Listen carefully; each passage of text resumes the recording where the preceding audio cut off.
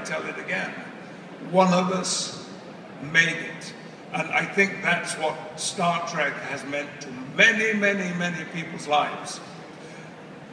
If only from the point of view of the show's fundamental philosophy, which is that things will get better.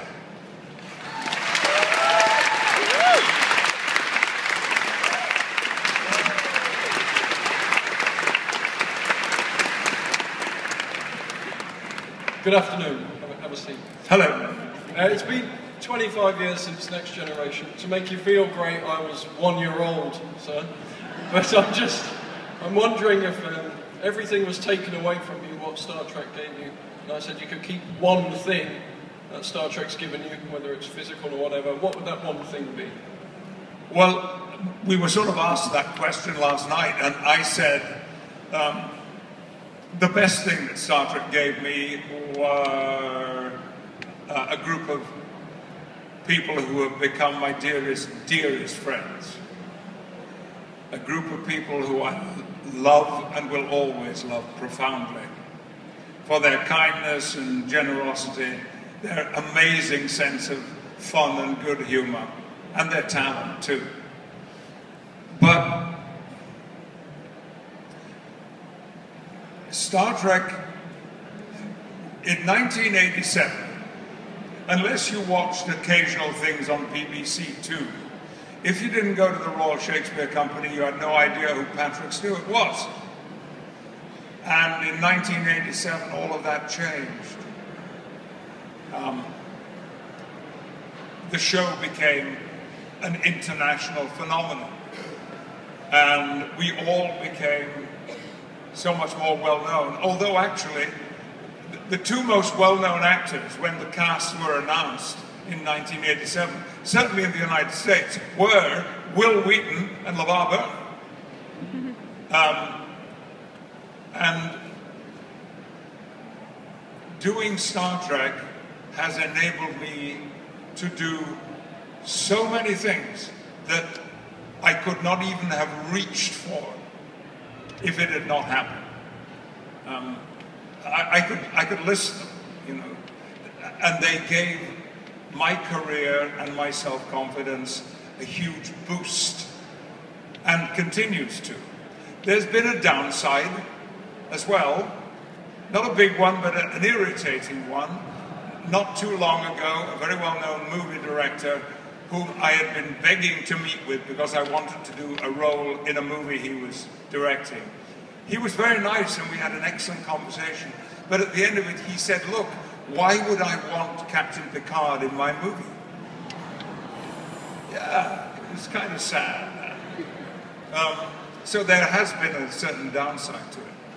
But it's been the refocusing of my career that's been the most important part.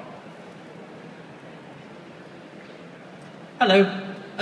A few months ago, I was lucky to go to a talk by your good friend Ryan Blessed in Derby.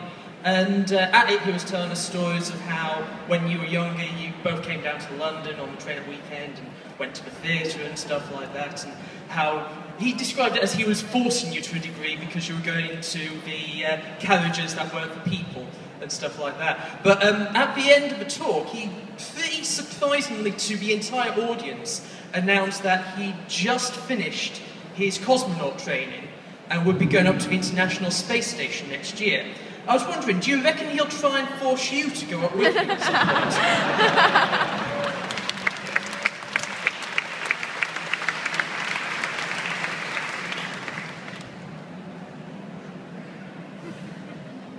Yes, I've known Brian Blessed since I was 12. He's 2 or 3 years older than me, but we had so much in common. We both came from working class families. We both lived in council houses. We both had fathers who'd been miners. His father still was, in fact, when I met Brian. And we had a passion for acting and Shakespeare and Laurence Olivier and pretty women. And and we had some wonderful times together. And I adore him. I love him. I have in my office, along with some nice awards and other things, one of the most valuable objects in my collection. It's a rather battered Trilby hat. And this hat belonged to Brian. And he sent it to me shortly after I had, at the same time as I received a long letter from him. He had yet again failed to summit on Mount Everest. I think he's made 3 attempts. And he insists on doing it without oxygen. He says if you take oxygen up Everest, you reduce the height of the mountain by 5,000 feet. Interesting point. And he told me on this occasion he was, I think, just below the Hillary step, which is the point when you can see the summit. It's right there. And he was really ill. He was bleeding in his eyes from the altitude, and his breathing was terrible. And a doctor who was with him said, you must go down immediately. Brian told me he didn't want to go, because there was the summit. And he asked to be left alone for a minute. And he said he felt a breeze on his face, which was not like a Himalayan wind. And he recognized the breeze. He told me it was the same breeze that had touched his face when he and I used to go walking together in the hills around where we grew up. And then he said, Patrick, you were standing beside me, there below the Hillary step. And you looked at me and you said, it's okay to go back. You're not defeated. And he did. And he lived, because he wouldn't have lived if he'd gone on. So he thanked me for that appearance. And he sent me the hat that he was wearing when that happened. So you can imagine what a precious thing it is for me. But would I go up in a spaceship with Brian Blessed? Not on your life.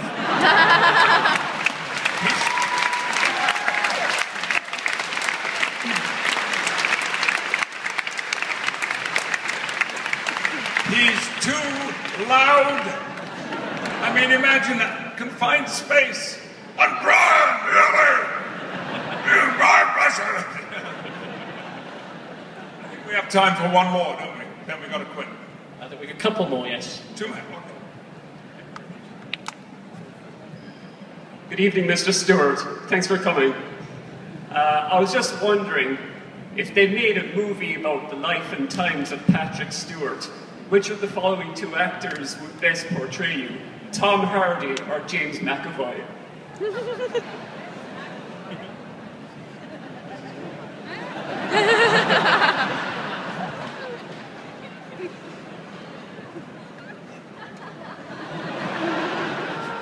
I know why you mentioned James McAvoy, wonderful actor. Oh, now I get the Tom Hardy connection. Of course. Nemesis, right? Yeah.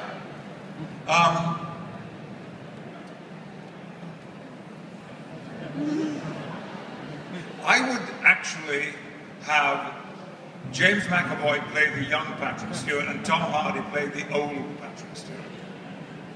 Or the middle-aged Patrick Stewart. Have you seen Tom Hardy recently? I mean, you know, he was so slender and really quite delicate when we were together. And now he's this huge, powerful giant.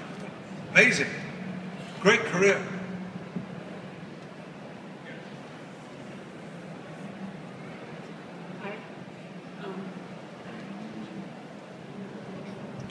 If they would come and ask you to sign for another TNG movie, would you sign the contract? I'm referring to what you told us earlier, that Star Trek is in your past. Would I sign for what? Another Next Generation movie, or do you think you've moved on that Star Trek's in your past now? There won't be another Next Generation movie. No, come on, folks. Be sensible. You've seen us. It ain't gonna happen. But if there were a possibility of combining some of the Next Generation characters, and even perhaps, you know, we got Walter Koenig here today, and Mr. Shatner, it would be, and perhaps with, you know, a strand of people in the future, I think that would be delightful, and I would certainly consider it very, very seriously. In fact, I would say yes, I would love to do something like that.